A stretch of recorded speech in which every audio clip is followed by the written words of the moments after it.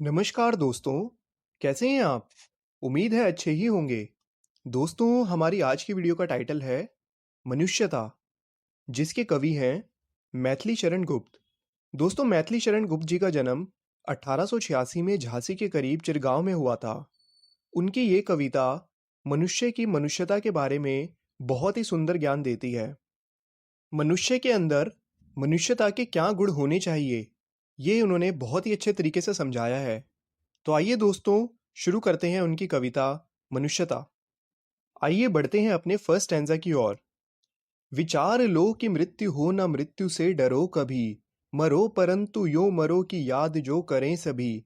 हुई न यो सुमृत्यु तो वृथा मरे वृथा जिए, मरा नहीं वही कि जो जिया न आप के लिए।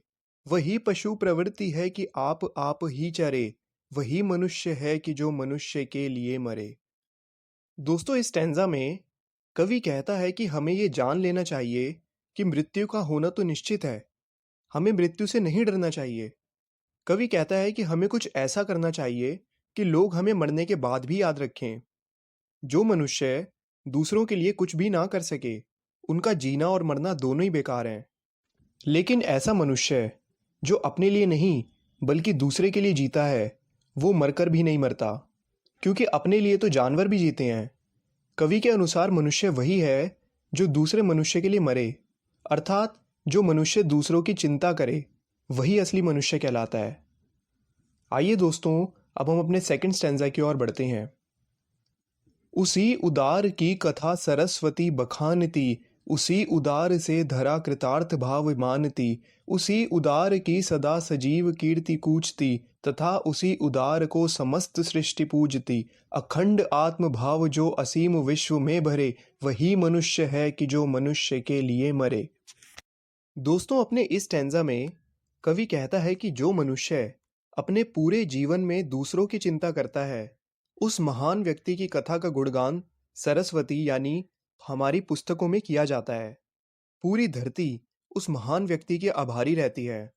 उस व्यक्ति की बातचीत हमेशा जीवित व्यक्ति की तरह की जाती है, और पूरी सृष्टि यानी पूरा संसार उसकी पूजा करता है। कवि कहता है कि जो व्यक्ति पूरे संसार को अखंड भाव और भाईचारे की भावना में बांधता है, वह व्यक्ति सही मायने में मनुष्य कहलाने योग्य होता है। इसीलिए मैथिली शरण जी लास्ट में यही कहते हैं कि सच्चा मनुष्य वही है जो दूसरों की खातिर जिए। आइए दोस्तों, अब हम अपने थर्ड स्टैंजा की ओर बढ़ते हैं। शुद्धार्थ रति देव ने दिया करस्थ थाल भी, तथा दधीचि ने दिया परार्थ अस्थि जाल भी। उसी नरशितीश ने समास दान भी किया, सहर्ष वीर कर्ण ने शरीर चर्म भी दिया। अनित्य देह के लिए अनादि जीव क्या डरे, वही मनुष्य है कि जो मनुष्य के लिए मरे। दोस्तों, अपने इस स्टैंजा में कवि कहता है कि हमारे भारत में पौराणिक कथाएं ऐसे व्यक्तियों के उदाहरणों से भरी पड़ी हैं जिन्होंने अपना पूरा जीवन दूसरों के लिए त्याग दिया, जिस कारण उन्हें आज तक याद किया जाता है। भूख से परेशान रतिदेव ने अपनी हाथ की आखिरी थाली भी दान कर दी थी, और महिऋषि दधीचि ने अपने पूरे शरीर की हड्डियां वज्र बनाने के लिए दान कर दी थी। उशीनर देश के राजा शिबी ने कबूतर की जान बचाने के लिए अपना पूरा मांस दान कर दिया था, और महाभारत के वीर कर्ण ने अपनी खुशी से अपने शरीर का कवच दान कर दिया था।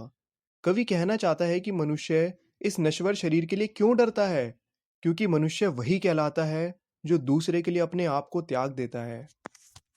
आइए दोस्तों, अब हम अपने फोर्थ स्टैंजा की ओर बढ़ते हैं। सहानुभूति चाहिए महाविभूति है वही, वशीकृता सदैव है बनी हुई सवै मही।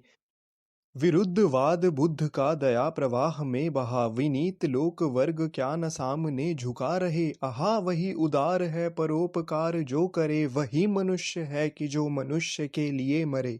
अपने इस स्टैंजा में कवि कहता है कि मनुष्यों के मन में दया व करुणा का भाव होना चाहिए। यही सबसे बड़ा धन है। सवै ईश्वर भी ऐसे लोगों के साथ रहते हैं। इसका सबसे बड़ा उदाहरण महात्मा बुद्ध हैं, जिनसे लोगों का दुख नहीं देखा गया, तो वह लोक कल्याण के लिए दुनिया के नियमों के विरुद्ध चले गए। इसके लिए क्या पूरा संसार उनके सामने नहीं झुकता?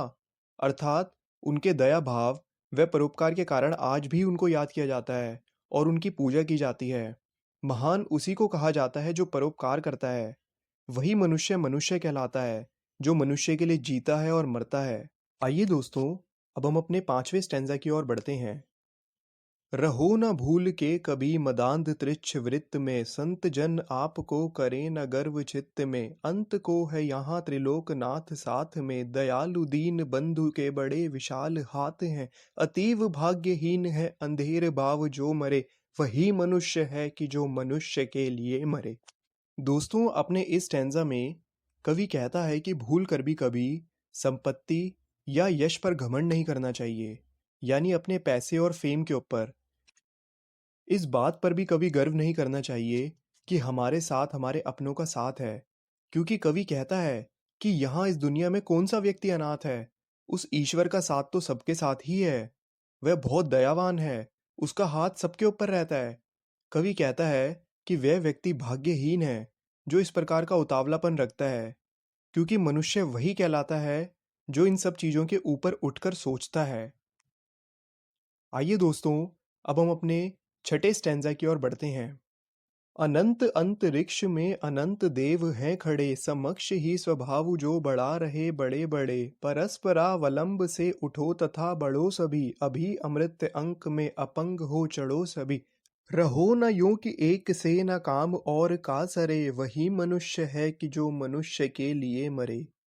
दोस्तों, अपने इस स्टैंजा में पोएट कहता है कि उस कभी ना समाप्त होने वाले आकाश में हजारों लाखों असंख्य देवता खड़े हैं, जो परोपकारी व दयालु मनुष्यों का सामने से खड़े होकर अपनी भुजाओं को फैलाकर स्वागत करते हैं। इसीलिए तुम दूसरे का सहारा बनो और सभी को साथ में लेकर आगे बढ़ो। कवि कहता है कि सभी कलंक रहित होकर देवताओं की गोद में बैठो। यानी कहने का मतलब ये है दोस्तों कि यदि हम कोई बुरा काम नहीं करेंगे तो देवता हमें अपनी गोद में ले लेंगे। हमें अपनी मतलब के लिए नहीं जीना चाहिए, अपना और दूसरों का कल्याण व उदार करना चाहिए, क्योंकि इस मरणशील संसार में मनुष्य वही है जो मनुष्यों का कल्याण करे व परोपकार करे, जिसकी वजह से भगवान भी हमारे ऊपर प्रसन्न होंगे और हमारा स्वागत करेंगे। आइए दोस्तों, अब हम अपने 7वें स्टैंजा की ओर बढ़ते हैं।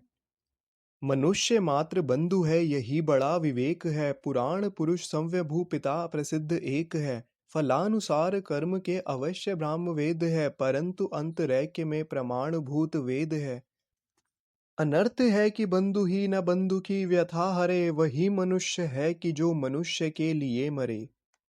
तो दोस्तों, अपने इस स्टैंजा में कवि कहता है कि प्रत्येक मनुष्य एक दूसरे के भाई बंधु हैं और यही सबसे बड़ी समझ है। पुराणों में जिसे स्वयं उत्पन्न पुरुष माना गया है, वह परमात्मा या ईश्वर हम सभी का पिता है, अर्थात सभी मनुष्य उस एक ईश्वर की संतान हैं। बाहरी कारणों के फल अनुसार प्रत्येक मनुष्य के कर्म भले ही अलग अलग हों, लेकिन हमारे वेद इस बात के साक्षी हैं कि सभी की आत्मा तो एक ही है। कवि कहता है कि यदि भाई ही भाई के दुखों व कष्टों का नाश नहीं करेगा तो उसका जीना तो व्यर्थ ही है, क्योंकि मनुष्य वही कहलाता है जो बुरे समय में दूसरे मनुष्य के काम आता है। आइए दोस्तों, अब हम अपने आखिरी यानी 8वें स्टैंजा की ओर बढ़ते हैं।